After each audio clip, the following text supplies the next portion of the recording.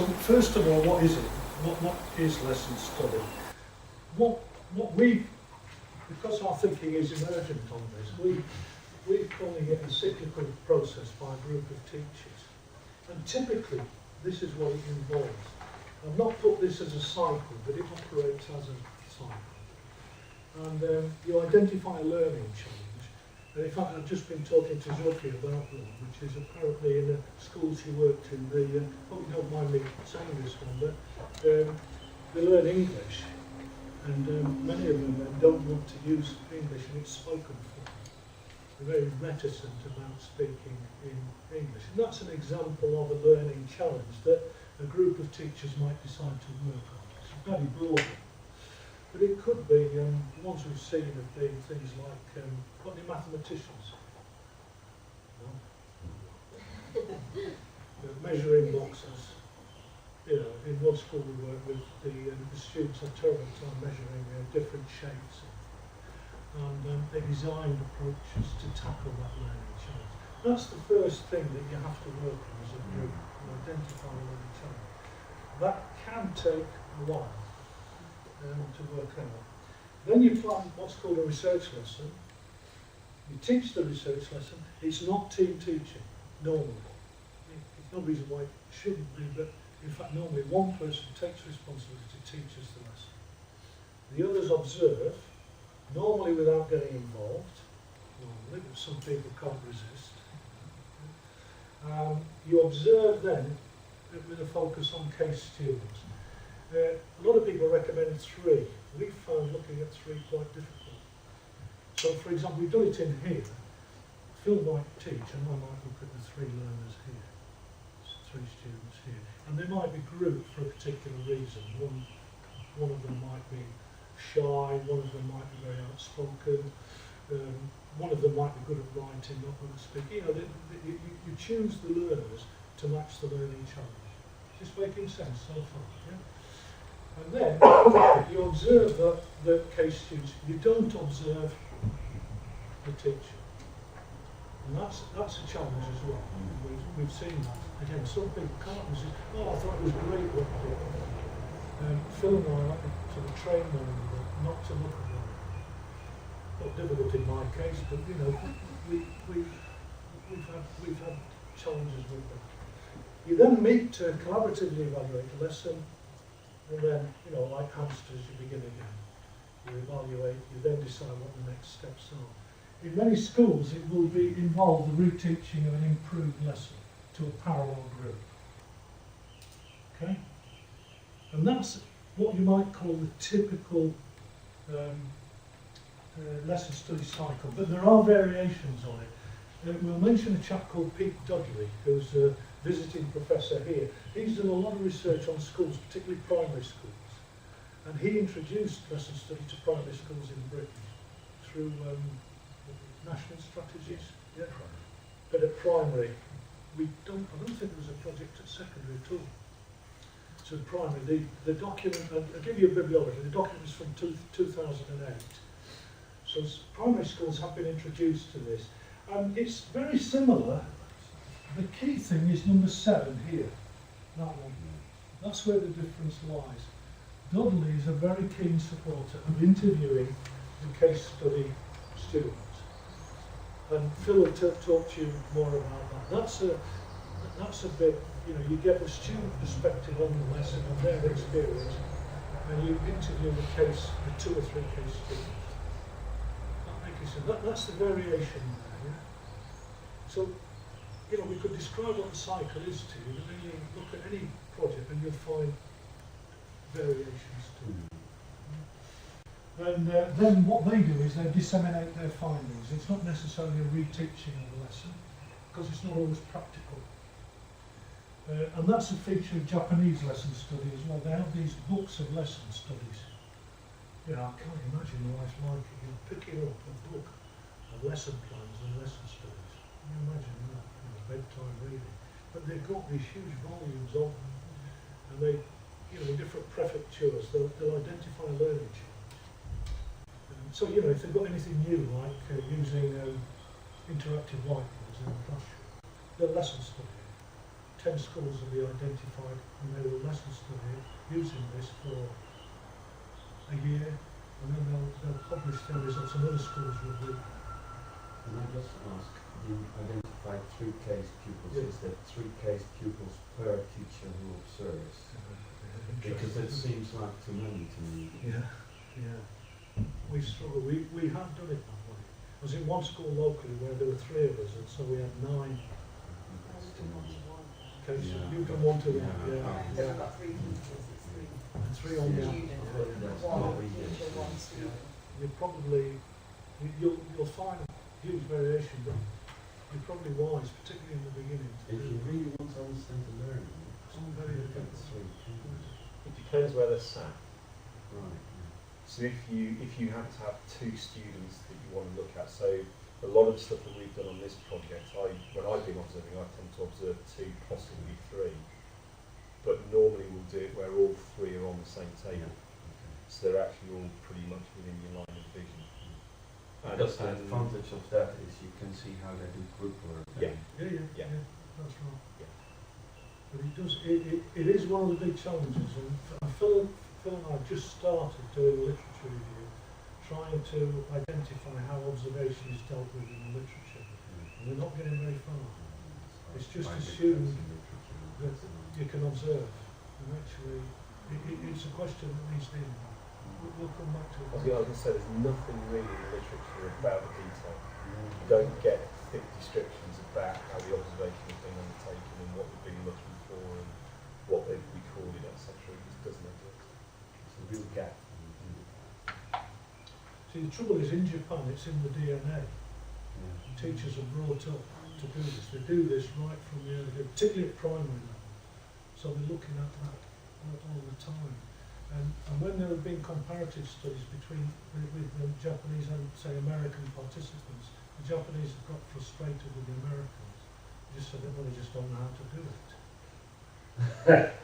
Which I thought was quite good, really. You're supposed to be showing them how to do it. And of course they couldn't, because it's just part of the way they are. Yeah, it's a kind of tacit knowledge that it's not easy to pass Well, on. that's very interesting because I was at a conference in South Africa and this Japanese guy who had done lesson study, and the Americans wanted to have all the tenets and how did you do that and where's the structure. He said, no, you don't need that structure. That's what he said. It was very interesting. It's a loose framework and they accept the variability of it. Well, anyway, if you want a UK perspective, Dudley's website, which is easy, you just put lesson study Dudley's, or you probably know. That's the, and he says multiples of 3, case studies 3, multiples of 3. But we could challenge that. Yes, sorry. And point 6, the teach and jointly observe, is that recorded or something? And how do you teach and jointly observe? Sorry, that's not very well worded. Basically, one person teaches it, and the other members of the group observe the learning. Yeah, that's right. Normally, I mean, you can do this as a pair. We've done that a bit, and there are studies which have got lesson study with a pair. Normally, though, there'd be 3 or 4 people, I would say, I don't know what it'd be like above 3 or 4, but we've worked with 3s, and we've worked with 1 4 as well, one school. So we've not gone. I've worked with a 5 or a 6. I've seen footage of Japan where they might have 9 or 10, Oh, yeah. and you just got adults all the way around the back of the room, and then they have a very hierarchical way of feeding back afterwards. The most senior member feeds back first, and by the time you get to the most junior member, everything else has already been fed back, so they're really struggling. But it's very, very hierarchical, but very large numbers. But it's very, very formalised. I think the largest group we've done is 4. Yeah. What have you done in Ashby? Have you done 4? I've only done 3. 3. The class sets are only 12. My focus is vulnerable students and narrowing the gap, so that was not our focus. So Right. we've got 3 adults plus me in a class of 12. And have you done the teaching? Yeah. Right. And observing. Yeah, I've done it. I've done 3 cycles where I've been Right. support staff, year room staff. So you rotated the teachers. Yeah, different staff members. Yeah. Yeah. And the students don't really care. No. We were a bit worried that, 4 adults in a room and 12 Yeah, students. They Yeah. couldn't care less. We did it, and they messed about with the camera because some of the lessons were different. You don't have to. There was a little bit of messing about in the beginning, but then after that they just said, oh. And in fact, some kids were very pleased because they could see that the teachers were trying to improve practice and improve their experience, and then they began to participate. But it does vary. It does vary. I was going to say, the only quizzical look I've ever had was at Sixth Form College, where when I've observed, I tend to sit at the front of the room, and culturally they're so used to sitting in the back, and you sort of go in, you get a notebook out and you sat at the front, it's sort of like, hang on, what's going on here? There's somebody sit at the front, hang on, you want to be in the back, what's going on? And it takes them a little while to get used to it, but once they have. Would you recommend telling the students then why they've people in the room? Because I've not done that. They've just gone in and they've just accepted. Would you say this is why we're doing this? Yeah. Because that could be because it's a vulnerable student. That's So right. exactly said that she's observing you because you're on free school meals, or she's observing you because she's literacy is the age of a 5-year-old. We couldn't do that. I'm just wondering if it's worth now. Do you tell them why they're in the room? I think it would be acceptable just to say that you're there as a group to try and improve learning, Yeah. I think so. and therefore you're interested in their reactions to I would learning. do that. Yeah, I would do that. It's an interesting ethical question. Yeah, though, this because, is a very good Depends on ethical the focus, question. isn't it? it does really. Do the students feel part of the, say, 3 being observed, that they wise up to the fact that they're being scrutinised? Do they feel? Yeah. Yeah. Again, it varies because in the HE project, you'll talk about later, I think they knew they were being observed. I think it's where culture comes back in, isn't it? I think with the HE, I think this project, to begin with, they were a little bit sort of, they're watching, although they knew what it was for, they knew that we were doing it. I wonder to what extent in schools observation is just such a run-of-the-mill thing that actually, even if they catch you staring at them once or twice, that probably happened in normal observation anyway. So actually, as I said earlier, the only time that I've actually met with any kind of sort of quizzical look was where I was sitting, in their terms, I was sitting in the wrong place. Once they knew that I was writing notes and watching them, yeah, fine, it's just an observation. So I don't know that it's such a big issue. Yeah, I mean, we did get disclaimers from the students in HE. They did write, not all of them. So there's some people we don't observe, but I think 18 out of 27 agreed to participate. The others didn't sign it from, so they've not been observed, but others did. So I think actually it is a Nature of my students, because we're vulnerable students, everyone knows. yeah. I'll tell you what I'll do. And then got interviewed afterwards, and the staff just went, "Oh, can I just have a quick chat with you? You look like you were working hard this lesson." Yeah. Because I couldn't tell them that they were because they were vulnerable students. I don't know if that's different. I think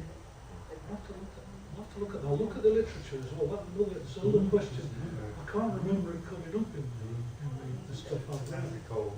because you're not sat next to them, are you, and watching what you're writing. It's that Yeah. You've got to try and. But in Japan, it's quite obtrusive. I mean, they're wandering around, they know though because they're used to it. They're wandering around, with clipboards, and it's quite different. Yeah. But if you're an insider and you're observing to improve practice, that's part of our professional. So in a way, like say pupils, students learn to expect that. They expect the teacher to be observed, they expect to be observed. I think it might be different if you're an outsider doing research. But you're advocating being insiders, aren't you? Yeah. Researching your own practice. So.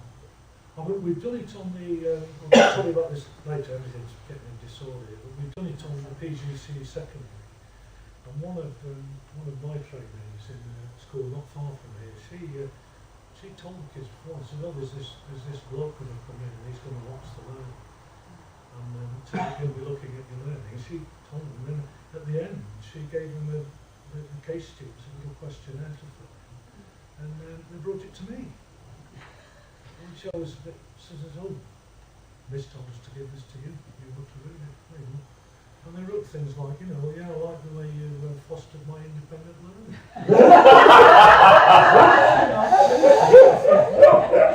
You know, they gave this kind of feedback, so I gave it to her then. They seemed quite pleased, you know. I mean, it did work quite well, that session. Not all that. Yeah, and I mean, they get, some of the kids, they get used to this, don't they, you know, because they get heads who walk in and say, how's your learning been today, you know. So they were probably playing the game as well, you know. So, yeah, if you want an American perspective, Lewis is the one there, and I'll put a link in this part which you can have, but basically, Lewis cuts it down to 4 things, you know, focus, plan, teach and observe, reflect and reteach. That's the process, you know. But you'll get different, all this is available to you, you know, and you can't, Lewis's book is out of print now, but you can get a digest on it, again, if you kind of Google carefully, you'll find it, you know, but I think that link will take you to it still, unless they've wised up to what I've done. Alright, so that's, so there's lots of variation. Just to clarify, does anybody speak Japanese? No. There you go, anyway, that's in Japanese, and that means lesson study.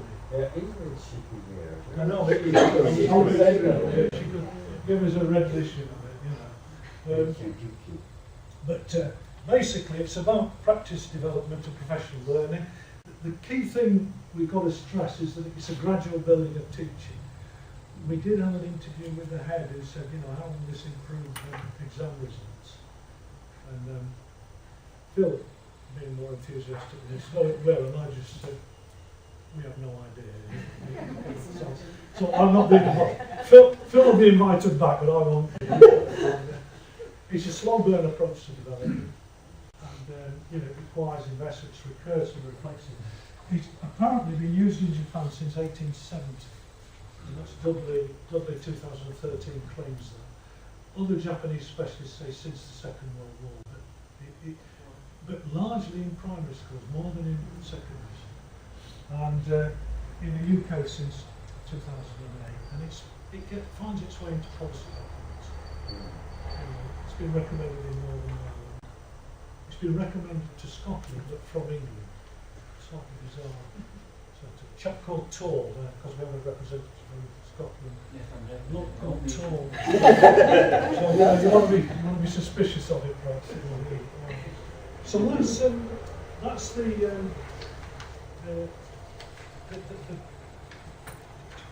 bit I wanted to just focus on. Dudley makes great play about determining the lesson study focus, and there is a temptation sometimes to think that might be a 5-minute job. In fact, and in one or two of the ITE projects we worked in, the mentor has just told people what the 69 words of counted, and mentors told everybody what the learning challenge is, and they've done that. That's not quite in the spirit of it. It's meant to be, relating to looking at your curriculum, looking at results, looking at the challenges that learners face. It sounds like you've done that in your project there. And you take a microscopic look at that. The example here is problem solving or discursive writing. One of the projects we've done is they've done a cross-curricular project in one of the academies we worked with, and the English specialist has helped the science head of department with Year 10 writing and science, because the students were doing experiments and they couldn't write them up, they were not doing well in exams. So they're a very instrumental motivation for them. And they've set up this cross-curricular team. Interesting there how the hierarchy worked, because they had a deputy head in the team who decided, he was the only man in the team as well, fortunately, he decided that he should be the teacher and the lesson bond. He had major discipline problems. The reason was he didn't quite have sufficient grasp of the subject knowledge. So the choice of teacher to begin with, he admitted afterwards he was the wrong person to start the project, but because of seniority felt that he should put himself forward. So it's not, so that you get an insight into very interesting dynamics going on in schools as well. Is that okay? So that's the first bit of what we wanted to do. That's a general introduction to what it is. If you want to know more about it, they're the things I'd recommend in particular just to find out about it. This book has been probably the most influential book I've read in years, The Bottom on the Teaching Gap, which I must admit in 1999 passed me by. You know, I just didn't know. Okay. So It's only about £7 as well. Yeah, so yeah, you're not it's- talking Yeah, about really expensive academic work. yeah, you probably can. But this all derived from bad results on PISA and TIMSS. You know, and suddenly they're being lambasted for being low down in league tables, very much league table driven. And the conclusion is that they haven't got a system for improving education in the US. That was the view they had. But I think that the absolute, for me, the absolute most important thing that comes out of that book is that you've got to focus on improving teaching, not focus on the teachers. But it's actually about teachers working together to improve it. So the discussion is about the teaching. It's not constantly just micromanaging and analysing teachers. It's a subtle difference of focus. Yeah, I mean the focus here has been very much on individual performance. And this is investing in the capital, if you like, the kind of teaching capital that we've got. Not attractive to a lot of heads. You know, if the teachers are being scored. So, you know, it's common. Okay. Quick question. Any other It questions? might be really obvious. You talked about when you do observations and you look in the literature and there's little there to guide you. Do you have a specific observation schedule, or is it very free flow, what you're writing, or what do you have? What we've done is we have something like this. I've done some copies. We've got something like this. Oh, sorry, There's a yeah. blank, there's a blank one, We'll and come on to it I'll later. talk about it later. But basically, what you're doing is the way we've adopted it is that you have a column for teaching. So you put down in a fair amount of detail what your intentions are for teaching, but then you predict what their reaction in learning is going to be. So you're almost trying to predict what they're going to be doing, and then the notes that you write are very much around whether those predictions are accurate, whether or not you're seeing any evidence for learning what that evidence is, so you can relate it back to the predictions you were making. And these are short. You know, for a 2-hour session, something that covers an A3 sheet compared to Japan. I've got a copy of a book about Japanese lesson study where there's a lesson plan for an hour-long lesson that extends to 7 sites. And they will do it at a micro level. So they will say, right, we will ask this question, this is the answer that they're expecting, and they will actually write out the answer that they're expecting. So they do it to the nth degree. But they will take up to what, 14, 15 hours to prepare a lesson? Yeah. So is this your It's a different preparation? No, of they're- what they're- you predict, or is this That's just the notes. Those are the actual This places what we happens? wrote. Yeah, because it says predicted learning or focus students, but it is actually the learning or focus That's right. students. That's right. And afterwards, we have an immediate debrief as well. Yeah. So we then refine thinking about that. And we've recorded that as well. Yeah. So if you're Because thinking then you about prep. the students and what the students are doing, might change out of that discussion. All the teachers are in So a debrief with all the teachers, yeah, I mean that's pretty important when you do that. That is essential, really. Yeah. It can help, doesn't it, the teachers do. We found that the classroom teacher feels a little bit like they don't feel pressured at all, No. they know they're not being watched. That's right. But the observers have come out completely buzzing. Absolutely, this is amazing, this is amazing. That's right. The debrief was really, really powerful. Yeah. I've got one transcript of a trainee teacher who's saying, you know, all those kids were driving me mad because they weren't doing what I wanted them to do. And the mentor with me has just said, but no, I've always believed that that's what they were doing those two. In fact, they were trying to work out what to do.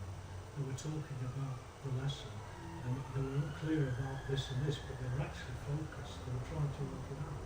And yet the student teacher was convinced that they were messing around. And it was quite an eye-opener really for the mentor. But you know, we've got lots of examples of that. The first time I did it, I came out exhausted, just watching and trying to make notes about this, and I found it very, very difficult. Any other queries before we move on? Okay, good. So what we've got next is we're looking at research. Phil asked me just to summarise for you the research on lesson study. The focus I've taken is largely professional development. Most of this is in schools. We've found over 200 papers about professional development in schools. There are a few books as well, but about 200, and it's growing now, it's beginning to grow. About 55 of those are related to initial teacher education, very varied, real mixed bag of things there. 14 higher education, I think there may be 15 now, I think it's a new one, I found just a small one. By the way, none on distance learning, I've had a check, there's none on distance learning. Not in our database, so maybe elsewhere, but we haven't found them. And most of this is in these countries, this here. And there are 4 studies in the UK that we've found. So we hope that there'll be 7 soon.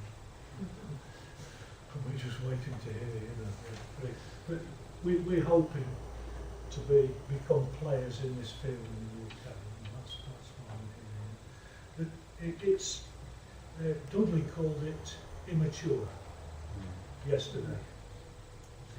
His paper was published.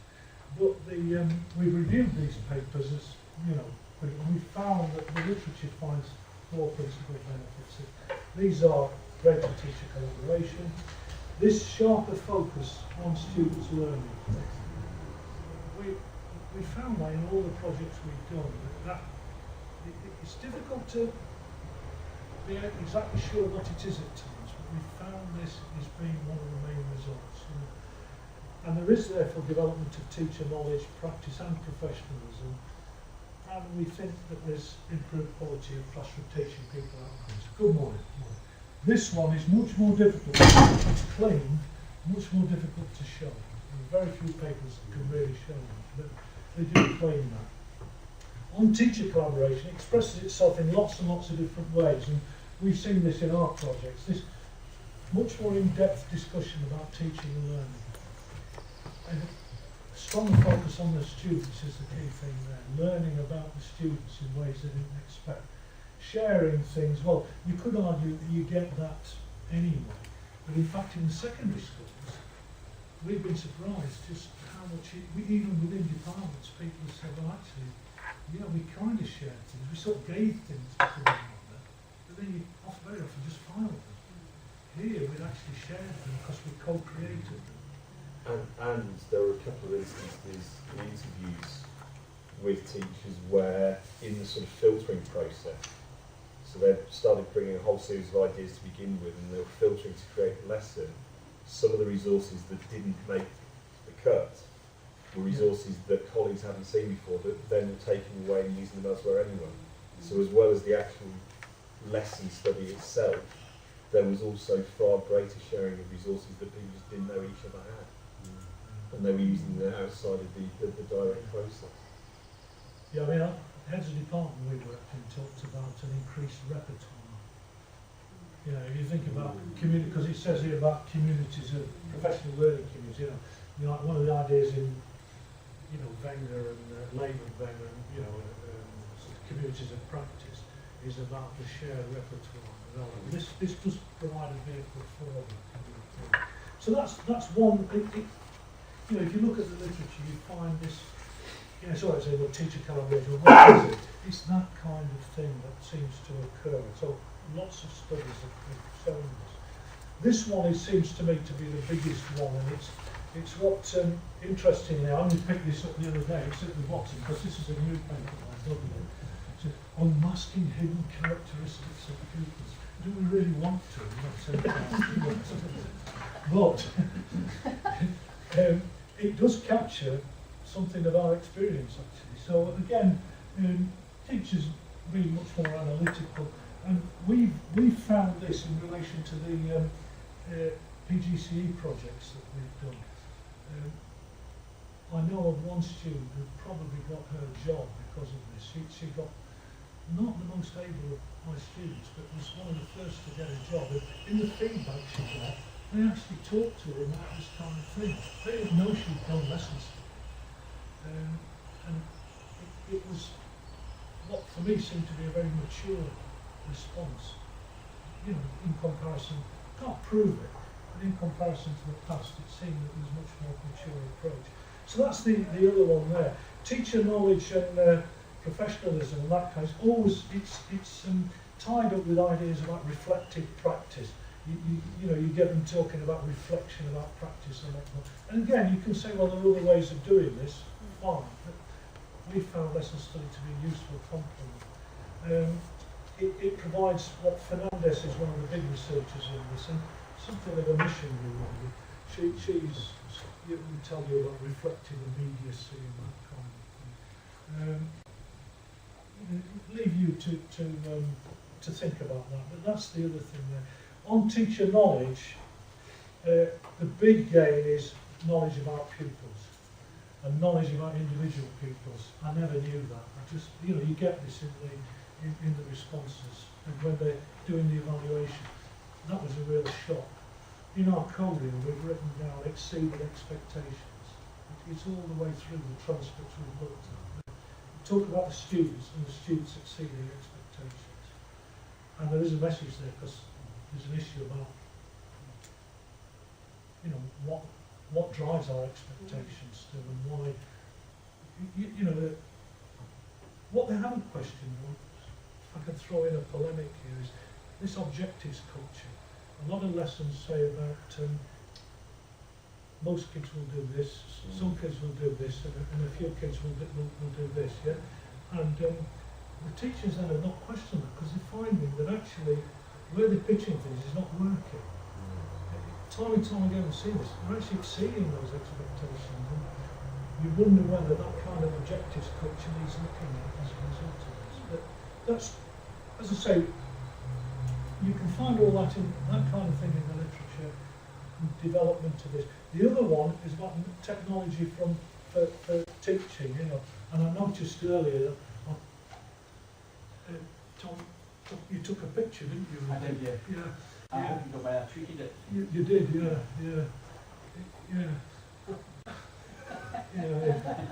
You know, thank you very much. No, I'm really glad you did because in the past, you know, I was a real nerd, you know. I thought, students do? Why are they playing with their mobile phones? You know, why are they coming into my sessions? And you know, they've got. I had no idea. Lesson study has made us realise just how much people use technology. Completely changed my view of the way we should do things. And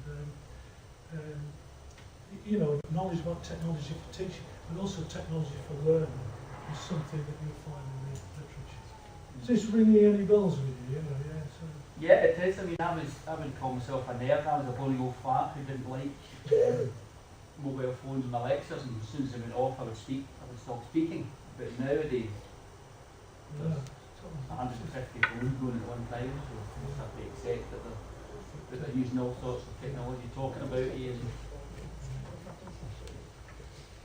of course, they're banned in some schools, you know, because they fear that they won't be used as learning tools. But anyway, Phil will talk a bit more about that later. Yeah, I mean, just very briefly, I'm working in a local sixth form college at the moment with one teacher, we're working as a pair. And she had actually sort of said, I'd like to do something, so I'd like to use more technology. I'd like, you know, I've got some ideas of how it can be genuinely used, but I don't really understand how to do it. And I think it comes back to all the sort of research on things like TPAD, is that what this has allowed us to do is to couch the use of that technology in pedagogical terms. So now that she understands it pedagogically, the technology actually makes sense. And she's embedded it into a practice fantastic. Well, we're using blogs with A-level students. And in her own admission, we've only done 2 lessons. And in her own admission, she sort of said, well, I feel so much more relaxed about using technology generally now because we've started off from a pedagogical reason and a pedagogical question, rather than saying, I want to use a bit of technology, you're not really sure how, and then it all falls apart. Okay, I'll just quickly show you a couple more here. These ones are, again, it all relates to practice and professionalism, but also the one I want to pick out here is the professional self-concept. In the feedback we've had again from the projects, the boost to morale of the participating teachers, and the feeling that they're actually addressing problems of immediate importance to them. It's giving a feeling of self-importance that's professional, is a professional driver really. And you can find that as well in the literature. A lot of impact on teacher views of self-efficacy from engagement in this kind of thing. We're not saying that wouldn't occur from teacher research or action research of other kinds, but it is notable in the studies of this that you'll find them. And this, I think, is more contentious. When you get to improvements in teaching and learning, in my opinion, the research becomes much vaguer. I disagree. But they talk about developing teachers' personal characteristics. Well, and so they take more responsibility for learning. And how do you measure that learning? Is that learning really getting better? Or do we all just feel better? Which is fun. So again, I think there's a question mark here and a job to be done in relation to the research on this. It does definitely change the dynamics of what's going on in departments and schools and things. The cross-curricular work in one of the schools we've been in has actually challenged the senior management. The senior management was all into lesson dips. You know what lesson dips are? Learning walks, lesson dips, and actually these departments have got together and said, look, we want to develop things, and you come in with one of your lesson dips, for 10 minutes and tell us what's wrong, kind of thing. We're actually working on that. So it's been some, we've got some things that match the kind of literature, yeah. Didn't you just say though that most of your research is showing that pupils are exceeding expectations? Yeah. In which case there must be some evidence that pupil learning being... Well, that's what, that's really, it's how you quantify it, because basically that's what they say in the observation meetings afterwards. But what have they actually done that's different to the past? What is different in their learning? In their learning. And how can you assess that? Because we see difference in perceptions, but it's the measurement of it that's really, what is it? What are you actually looking at that's making you say that? It could be that the kids just behave better than they think. And the other thing is that obviously you're capturing them exceeding expectation. It could be that they are always exceeding expectation, and you just haven't noticed it. But there's something around responsibility. You said to me about the teacher, I can't find it anymore, Sure. it's the previous slide, about the teachers feeling they've got more responsibility, more ownership over their teaching. But you also talked earlier about the pupils having that, when you were talking about technology, offering them their own responsibility. Because I think the British culture of education is about control. And teachers feel they have to hold that control. And this almost gives them license to, to take ownership of their teaching and for the pupils to take ownership of their learning. We've got one school again, an ITE project, where the mentor has said that. Said, I felt I should control this. And she felt very uncomfortable when she was having to teach in a devolved way. And what lesson study seems to do as well is it leads to less teacher-centred approaches to teaching. And some teachers find that very uncomfortable. They say, I'm not sure this will work. When it works, they think, that boosts morale. That happened in the master department. We've got that on video, and their evaluation meeting is just a celebration. In research terms, it's useless. I mean, we just talk about the kind of loving. It's absolutely useless. Because the lesson worked tremendously well, the kids were all engaged, and in ways they've not seen before. Sorry, Ingrid. I was going to say, do you think it's an inevitability of the way that you discuss teaching and learning through lesson study that it does become less teacher-led? I don't know. Phil and I have debated this. Because I know it started in Japan, and I taught in Japan for 7 years in a high school where it's incredibly didactic and transmissive, and I know that was part of the sort of movement away from that. So whether it's inherent in the philosophy of lesson study that you become less teacher-centred, and that, in a sense, I'm not a sort of bias within it, whether we'll inevitably get less transmissive teaching and transmissive. It's happened in all the projects we've done, but we've debated this because I'm quite didactic in my approach. Phil's very trendy. We've kind of, I mean, we've worked together. I've really learned a lot from the way Phil teaches, and It does work the other way, by the way. Yeah, he's done some more didactic things occasionally. We've both felt, golly, I've got to use this diamond 9 shape. I remember doing this diamond 9 thing, I didn't even know how to cut it into this right shape. And then, I set it up in here actually, and it worked a treat. It worked really well, and you can do this. I think the heads of departments have talked about developing a more varied repertoire of approaches. It doesn't mean that the didactic disappears. I don't think that our experience has been that teaching has become less teacher-centred. I'll mention it this afternoon, but I think what we're beginning to see some evidence for is that because it's all about discussion and debate amongst a group of people, and if you go to any department, there's always a variety of approaches. What we've sort of developed is this notion of what we call the pedagogic black box, and that actually within any group of teachers, actually there's a lot of undiscussed, a lot of almost sort of guarded practice that each individual has, but actually by having a sort of collaborative, discursive model is opening up all of those various different ways of doing things and approaches to discussion. And therefore you're potentially getting a really rich discussion about teaching and learning, which means that everybody is probably moving, but in different kinds of ways. So, I've actually become more didactic, perhaps it's become slightly less, but we're probably sort of two people who are starting pretty much at either end of the poles, and we're sort of both moving towards the middle. But it's because we're opening up that pedagogic discussion and actually seeing things from different perspectives that we just wouldn't have done otherwise.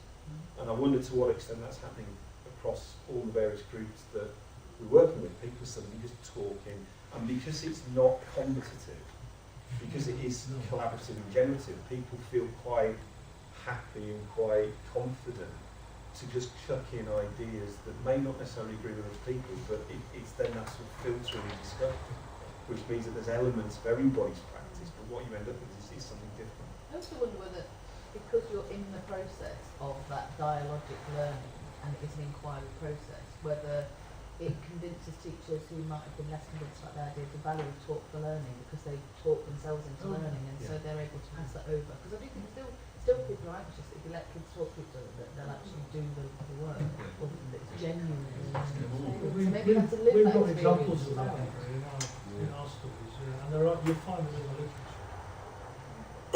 There are people who don't get started, and we'll come on to that perhaps a bit later. So it's not in any way perfect. We set up. Well, I'll come on to that in a minute. Because I need to finish in 10 minutes. So just because there are some problems with it. Just perhaps don't want you to feel that I'm entirely happy. We never do. I looked at this literature and you think, this sounds like why aren't we all doing it? And there are hardly any studies in England.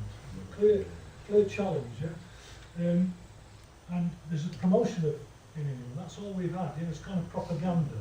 This is in the Scottish Journal of Mathematics. It's just propaganda for lessons.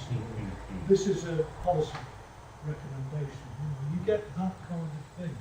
Very little hard evidence in England at all that we see. Coming from Dublin now. And the studies are mainly in primary schools. Even in Japan, it's taken off more in primary schools than in secondary. And yet we've done less work. We've only got one project in primary. So come on to that in a minute. So there are problems. One is the under-theorisation of learning and Phil will say more about that later. Just what is it? It's not defined, and therefore what do you observe? It's a real problem. We're looking at that. So there is a conceptual frailty, and there's an over-reliance, in my opinion, on communities of practice. We're not against that. We've used that as well as a conceptual framework. But it's, you know, I just read Dudley's paper, and he's kind of broadly speaks about it's socio-cultural theory. Well, what does that mean? What does that actually mean? You know, I've looked at this from a socio-cultural perspective. No, Well, so just what? because you You know, need to what- theorise it, don't you? That's what is expected, otherwise it's not. what does that actually mean? So the mode of observation is not clear, and we haven't solved that problem. We just haven't done it. Yeah, that's very important. I've had a big debate with David Pedder, our professor here, about units of analysis. What is the unit of analysis if you look at lesson study? What are you actually analysing? Are you actually analysing what the students learn? Is it what an individual teacher learns? What the group learns? What is it? This one, very good paper by Robinson and Lakeland. They analyse the lesson. They look at one lesson and they look at how the next one is transformed as a result of lesson study. And that's quite systematic. That's a useful one to look at. There are a lot of case studies and there are lots of acts of faith. Including, you know, you had one this morning from Phil there. It's surprising, really. He's such a sceptical person. But there are limited empirical base. You see? You learn things about people in this business. So, you know, one of the big challenges, I want to take you through this, is just what are you looking at in terms of development when you look at a research study or a research work? What is it? Is it the individual teacher? Is it the group? Is it learning? Is it teaching? What is it? And Stigler and Hibbert, who've influenced us both, will say it raises the stock of teaching. Well, okay, but how do you measure that? Yeah. I mean, and there is to some extent an act of faith in this. But then I would challenge it and say, well, how do lesson dips improve teaching? They're men as teachers. But how do they actually improve teaching? Well, it depends on how you do it. If you do Exactly. lesson dips and you can only look for positive things, and that's the rule of the lesson dips, then you can actually get a lot of useful information from that. Anyway, summary of the literature is that, you know, the 7 pathways of improvement in Japan, according to Lewis, and there they are. They summarise what we've talked about. This is what is believed to emanate from lesson study across, even positive. But as I say, there are challenges.